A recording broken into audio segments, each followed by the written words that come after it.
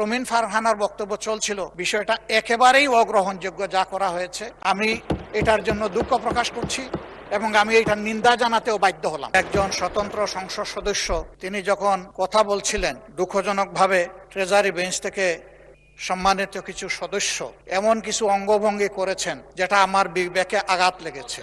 এই সংসদ দেশের সর্বোচ্চ সম্মানের জায়গা। যারা এখানে নির্বাচিত হয়ে এসেছেন দেশের জনগণের সমর্থন, ভোট, ভালোবাসা, শ্রদ্ধা নিয়ে এসেছেন। আমরা সকল সদস্যের প্রতি শ্রদ্ধা জানিয়ে বলবো, কোনো সংসদ সদস্য যখন দাঁড়িয়ে কোনো কথা বলবেন তা নিয়ন্ত্রণ অথবা তাকে এলাও করার একক এখতিয়ার হচ্ছে মাননীয় স্পিকারের।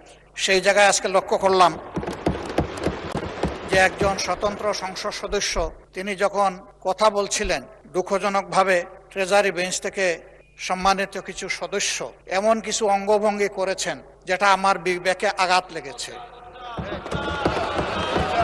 আমি এটা আশা করি না। এমনকি আমি এও লক্ষ্য করলাম, একবার দুইবার নয়, 4 বার 5 বার নির্বাচিত হয়ে এই সংসদে যারা এসেছেন তাদের কেউ কেউ এই কাজটা করেছেন। আমি এখানে তাদের নাম বলে আমি নিজে লজ্জা পেতে চাই না। আমরা প্রথম দিনই অনুরোধ করেছিলাম ভালো কিছু সংস্কৃতির চর্চা হোক এখানে, এবং আমরা শিখতে চাই। আমরা জাতিকে নিজে শিখবো, জাতিকেও আমাদের সাথে উদ্বুদ্ধ করব। মাননীয় স্পিকার, আজকে দুইবারই লক্ষ্য করলাম যে ট্রেজারি বেঞ্চ যেখানে আপনাকে সবচেয়ে বেশি সহযোগিতা করার কথা, সেখানে আপনি বারবার অনুরোধ করা পক্ষেও তিনারা চালিয়েই যাচ্ছেন। আপনি মাইক দেন নাই, তারপরেও সংসদে কি হচ্ছে আমরা কিছুই বুঝতে পারছি না। আর শেষমেশ যখন